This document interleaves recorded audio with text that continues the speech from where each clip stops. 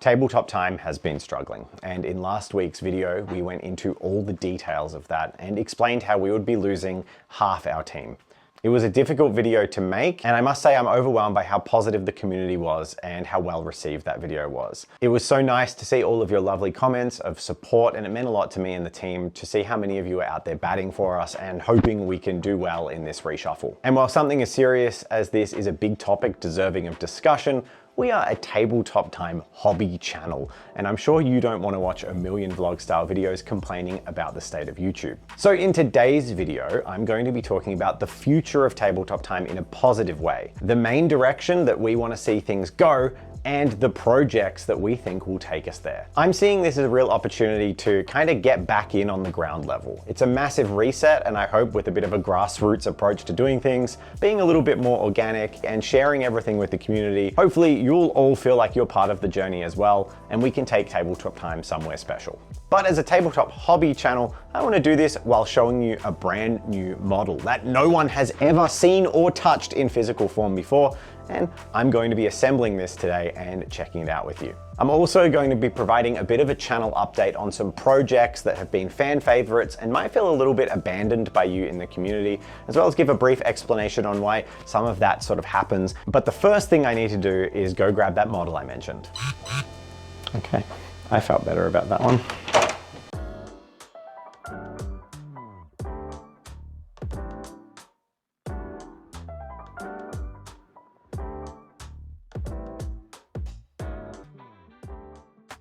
So in last week's video, we talked about the 4 main ways that YouTube channels make money, and we didn't really touch very much on the 4th one, which was products. And that's a big part of our upcoming plan. You see, we love miniatures. We always have loved miniatures. And we really want to create something that stands the test of time, something a little bit more unique than maybe just some proxies of other people's IP. And that's how we got to making our own miniatures game. Today marks the launch of the 2nd faction that we've released for this miniatures game. These are called the Sisters of the Old Blood. And of course, today's video will in part serve as a promo for that backer kit campaign, which will hugely support the channel. But I don't want you to take this as just an ad. I really want to talk to you all about what we're doing, because I feel like we haven't really talked about what we're doing. This is the first time anyone's ever 3D printed one of these. So when we decided we wanted to make a miniatures game, one of the things we really thought about was, how do we go about that? We were stretched thin, we had little resources, but we had a lot of ideas. And the biggest thing we didn't want to do is, on a limited time frame, make ourselves massively overburdened with a project that we couldn't properly fulfill. For me, the worst case scenario with crowdfunding is when people basically don't get anything. So we had a thought. What if we could do a proof of concept? What if we could functionally release the factions for this game before the game even existed? Everyone knows we're building towards a war game, but we're not promising a war game. That's the goal. That's all the way up here. What we're promising is independent, really cool factions of models that you can use for other games. And we can provide rules for those models thanks to one-page rules. So we write rules for Grimdark Future, which of course the Kindred of the Abyss, our previous campaign, have rules for. And you can also proxy them for other models. But in the meantime, we build up this supply of models, designs, and IP and a universe that people can start to feel invested in. Now, speaking of things people can feel invested in, those backers of the Kindred campaign, this is one set of tracks of the land sub. It has 4 of these tracks. This isn't the model we're looking at today. It's just sitting here. This model is 20 inches long. It is the most absurd thing. It's stupendously amazing. It's so ridiculous. And I want to do a video on that, a unique video on that, but that'll be probably like a month away. For now, we're talking about this. This is a Sister of the Old Blood, a heavy sister. Okay, resin in the goo vat.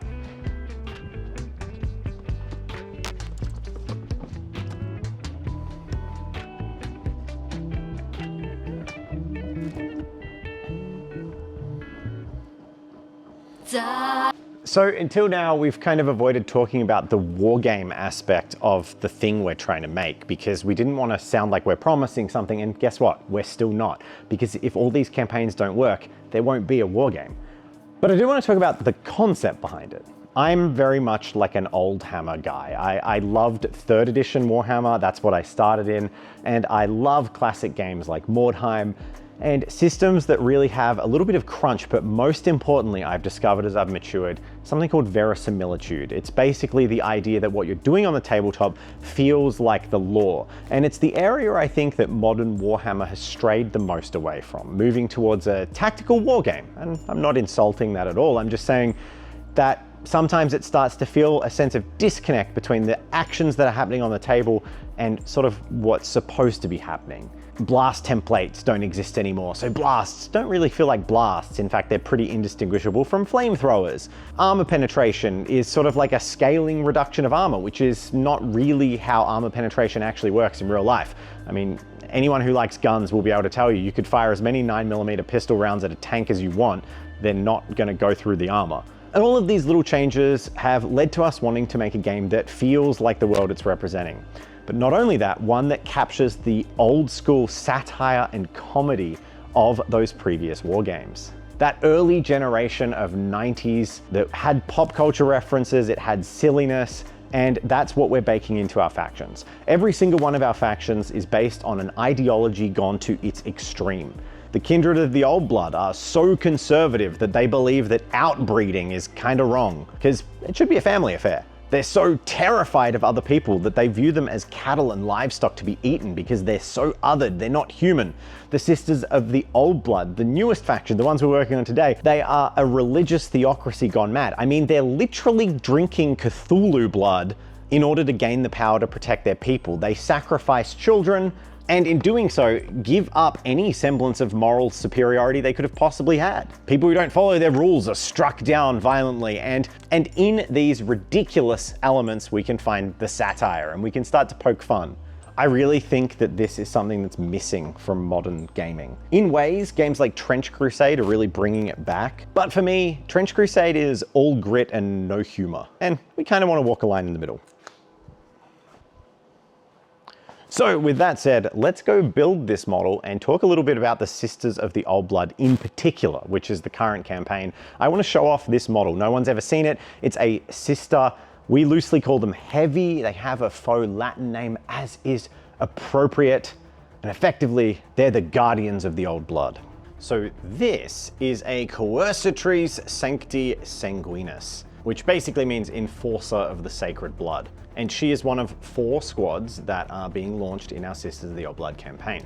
2 of them in power armor, 1 the ranged weapon wielding mad lasses that I'm assembling right now, and the other are the honor guard. And they're the ones with the stained glass shields, crazy flame halberds. They're basically Spire Guard. The other 2 squads, we have the Venatrices or the Huntresses, and we also have the Correctrix, which are effectively crusaders with melee swords as well as pistols. And the Sisters exist in our world at a state of kind of industrialization. They're Victorian themed, but they still occasionally have relics from before the fall of the world. Yes, I touched on our miniatures universe that we'd like to make, and if these campaigns can be successful, we'll be able to, but I haven't really talked about that. So in the context of this world, there was a great galaxy-spanning empire of wonderful things. Think Star Trek, super utopian, super high-tech, to the point that it's indistinguishable from magic. So there was some kind of cataclysm. What happened really isn't that relevant, but the point is we are now in a post-apocalypse, some 500 years after the events that caused it. Every faction that we're creating in our world has a tie back to this original state and kind of a different technology era. The Kindred of the Abyss are a little bit more diesel punk and were heavily inspired by World War I and interwar technology because they were effectively conservative isolationists who functioned before the end of the galaxy-spanning civilization, literally hiding away under the sea, refusing to communicate with anyone else.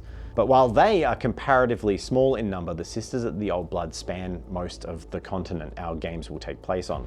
They functionally draw a similar parallel to the Empire from Warhammer the Old World, or even perhaps the Imperium from Warhammer 40k.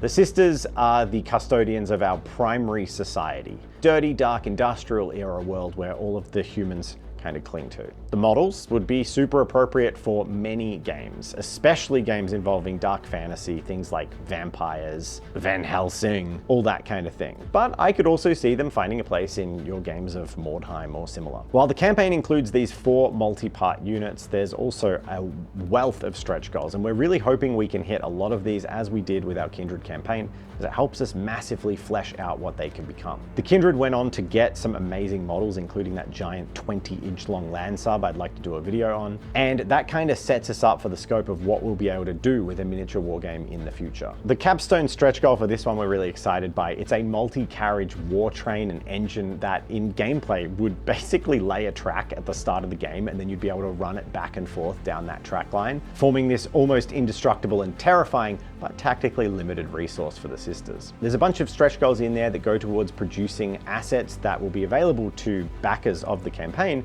but also used later as game resources. These include art and lore that we'll be releasing in a PDF supplement. There's a bit of a dream here we have, which we're going to be working on for our Kindred very soon when all the models are done, to make something that feels reminiscent of early Warhammer codexes. A little bit of art, a little bit of painting guide, a little bit of painted examples, some really cool battle scenes and photography, as well as lore of the faction. And hopefully we can hit those stretch goals and make that for the sisters as well. Now, if you'd like to support us and help us get this miniature game off the ground with the second faction, please go to the link in the description and go to the Back a Kit page and, well, pledge, back it. You won't ever get better value on these products because the campaigns we can offer a way lower price on the hope that we hit the stretch goals. But our track record of hitting those stretch goals has been pretty good, so I'm hopeful that you'll be able to get a huge pile of models for a really good price. Oh, did I mention Trench Crusade? Some of these would be super appropriate for Trench Crusade. Maybe you like your battle nuns to, not have their boobs out. I don't know. Despite those things you can use our models for, they are definitely designed with our game in mind, our war gear options, and our future game aspirations. So where will we go from here? Well, let's say the campaign is successful, which would be amazing. The next step is to release our third faction. And the third faction we have chosen is actually Murray's, because each faction was kind of spearheaded by one of us. I did the Kindred, Jen did the Sisters, and of course, Murray is here to do the Valkyries of the Orbital. These are a bunch of people who effectively survived living on an orbital theme park that was abandoned, and they descend with values of honor, integrity. Look, let's face it, they're basically cosplaying Norse gods as they descend from the heavens and enact violence upon this world. There's room for a lot of really cool character designs with sort of high-tech Viking themes, but there's also a room for a lot of fun, as our Viking fanboys from the theme park are functionally immortal. If they die, the theme park's life insurance policy 3D prints a new body, but without any of the wisdom freshly learned from the surface. We want to tell a lot of fun stories like this with our models, and after the third campaign, we're going to put it to the public. And once we've got 4, the hope is that if all the campaigns have been supported, we will have built enough of a support, enough asset base through those art and lore supplements, and also enough confidence and market interest to make a 2-player physical starter box. So if you do printing and love physical, we're hoping that you'll want to support these campaigns, knowing that the goal is to do a physical box. We just can't do it until we know there's like a game world in existence yet. And something really cool about that is hopefully it will mean that when we do that, there'll be people who already have forces ready to play that they've been using in one-page rules, for example. That's pretty much the pitch. I think if I pitch Sisters of the Old Blood anymore, I'm going to go blue in the face. We can't stress it enough. Supporting this lets us know that we have a bit of a safety net in the future. We've made those financial changes covered in the last video, so Tabletop Time is not shedding money anymore, so profits from this campaign can kind of become a bit of a nest egg to support against the future, and also to ensure that we're all confident and we don't have to go through that stress cycle of panicking if we might have a lean month of sponsors, for example. So we're hoping we're in a really good position now, and we think the Sisters is fantastic, so please support the Sisters, and that's the last I'm going to say on it in this video. We will be talking about it again. We gotta plug our stuff, guys.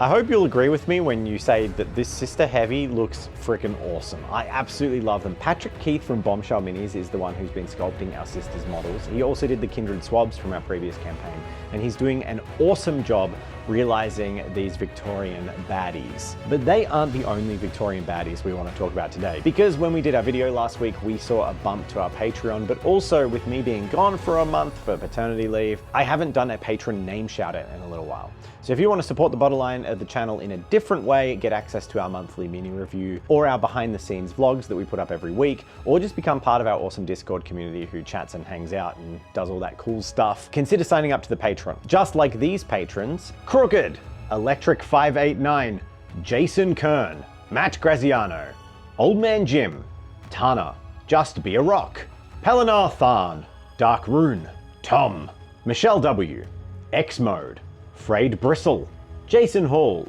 Enclave 095, Danny Brock, Ryan Y, Owen McD, Ben Coombs, Monty Wood, Josh B, Viking Craft, Zuven, Ilindi, Patrick Briscoe, Dutch Nicole, T Hatton, Jay Hill, Hans Vermhat, Ginger Jedi, Variance Hammer, Gilded Minotaur, Angel Lee Estep, Daniel Edwards, Rig Miniatures, Mads Svidstein, Jeremy Tellerman, Magnus Tromsjordet, and Michael Rextrod.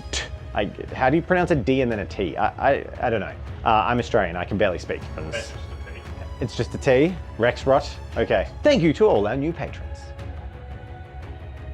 Okay, so I promised you a bit of a channel update, and I'm going to finish out this video with one. Basically what we're planning on doing. Some of the projects that may feel like they've been left behind or left by the wayside. So there's a couple of personal projects I've done over the years that definitely feel like they've sort of fallen away. But the two that I was currently working on that really sat in my mind is my 2025 Alpha Legion Childhood Army project and, of course, the Titan build. So for the Alpha Legion project, this is kind of an interesting one. As that project was being released, Chaos Space Marine models were also being released, and I was kind of balancing some reveals that we'd seen in Warhammer community previews with things that I needed to make for that army. And as I got about 2/3 of the way through the project, there were a couple of units I needed to make, namely the Terminators and the Defiler, that I knew were getting new models. Not Chaos Terminator models, it was actually the new scale Cataphractii Terminators from the Horus Heresy that I'd been waiting for. Now, of course, both of these models have now been released, although I can't get a Defiler to save my life because they're out of stock anywhere. And with the recent few months with my baby, it just hasn't fit in the schedule, because those kinds of personal passion projects, you really got to find like a big chunk of time to work on them. So the Alpha Legion Childhood Army will absolutely be coming back. I'll be custom converting a bunch of models, and I'm really excited to do it. But with all the turmoil, with me going on paternity leave, I would imagine it will still be at least a few weeks to a month before we're talking about doing any of them. The same goes for the Titan project. Of course, I was aiming to have that finished, and on all of my production calendars, Titan was filling the calendar for the last 3 weeks. In fact, the week that Jen unexpectedly ended up having our baby was the week that I had in my calendar. Finish everything for campaign prep for Sisters, and then it was just Titan until baby. That's literally what it said on the calendar. Of course, baby gave me not a single minute to work on Titan, and here we are. I'm only just back at work. We're dealing with all of what we're dealing with currently, and we have a campaign launch. Once that is all out of the way, I'll be also back to working on my Titan. So both of those two projects will still be continuing. The Alpha Legion one's definitely the one that feels like it kind of faded away without an explanation, but I will finish both of them. That is a commitment. It might take me all year, it might take me longer, but I'll finish them because they're the things I'm really excited about. The other things with things you're really excited about is you don't want to burn yourself out on them. So when the time comes where I've painted 10 Alpha Legion dudes and I'm sick of painting Alpha Legion, you kind of just got to stop and do something else for a bit and come back to them. So that's what I'm going to do. Next week, we have Vaughn's final video. He's upstairs right now editing the battle report Sisters versus Traitor Guard that Jen and I did. It's very fun. It's kitchen table Warhammer because we have a baby in our arms and it's chaos. Jen has never played Kill Team before, but we made the best of it, and I can't wait for you to see that next week. Also, side note, this is the first video I've edited on the channel, fully filmed and edited. And while it's a simple scope video, there's a lot of vlog and talking. Part of that was making sure I had a good bite-sized video that I could practice on. So I hope you've enjoyed it. If there's anything majorly wrong with it, let me know. Aside from the nature of the content or my face, I can't change those things. You should just tune out if that's a problem. After the battle report comes out, we of course have the launch of 11th edition, and while we're not on Games Workshop's programs or anything, we probably will do a piece of content covering the launch, because why wouldn't we? We love Warhammer and it's important to us to talk about that. So now you have an idea of what's coming. and how things will flow into themselves. It's time to say goodbye, and I hope you enjoyed the video, but really I hope you want to get on board and talk about and get excited by and back the cool miniatures we're making. There is a channel in our public Discord called Sisters of the Old Blood / Kindred. If you want to talk about them, talk to some really enthusiastic fans there, that's a great place to do it, and we'd love to see you there. That's it from me. Murray, did I miss anything? Lunch. I don't know. See you next week.